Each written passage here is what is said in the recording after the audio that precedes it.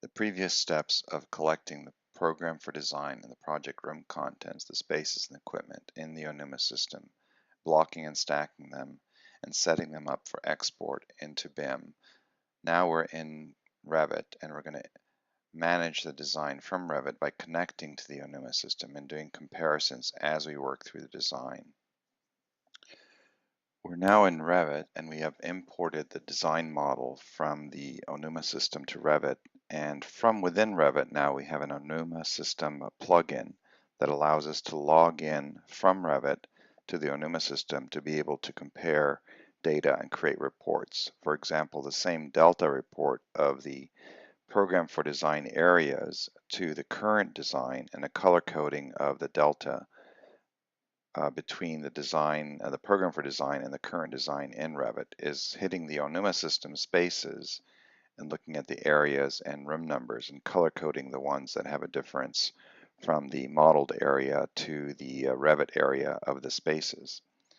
All of the attributes on the left side can also be viewed in Revit that originated in Onuma, or actually we are hitting the server in Onuma as another option to look at the data live as well. There are two different ways of doing it from within Revit. If you use the Onuma System plugin, essentially we're hitting the Onuma server through the cloud from within Revit to allow us to work live as we're working in the Onuma System. It's also picking up the reporting calculation that we'd like to do as far as the difference, the requirement comparison color coding, and the percentages that are shown on the left are also coming from the Onuma system into Revit for the space areas.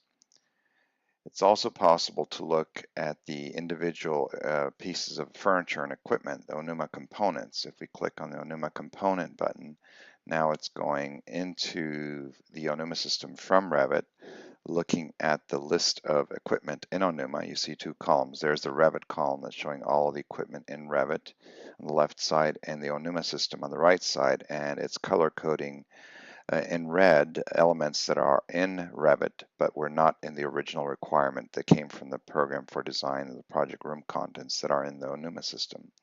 The same thing with blue. Blue meaning that it is in the Onuma system but it's not in Revit, and you can actually see a difference, a -1 number or +1 number for the number of elements. So it's comparing individual components and instances. So you can say there should be 2, but there's 1, for example. So this way, while you're working in Revit, you can actually see live the comparison to the original program for design and the project room contents that might have come from the owner's requirements.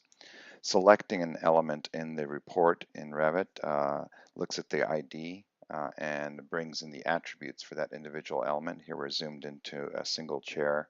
You see the side chair on the left side and all of the attributes relating to that chair that came from the Onuma system attributes. So this approach is working side by side. You essentially have Revit, the designers working in Revit, but you can constantly compare back to the original intent of the design that the owner handed to you and have a discussion of what the delta is between the original and the requirements and the current design. And as we all know, this is a constantly moving target as a design progresses. It doesn't limit the designer, but it gives you a heads up, kind of a display of what's going on all the way down to the component level. We're keeping the data outside of Revit as far as the attributes, so you can actually click on an element and see the attributes coming in live through Webservices, which keeps it lightweight as far as on the Revit model side. We have all the elements, the components, and the IDs tied together, and the attributes can be managed outside of Revit through Webservices.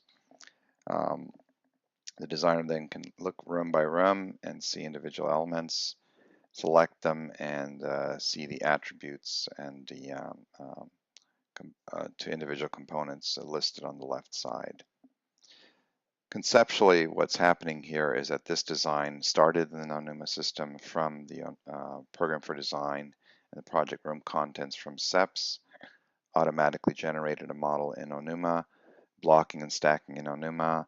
Then when the designer is comfortable with the arrangement and the elements in the model, it exported out to Revit and connected back to the Onuma system for comparison to the original intent of the design.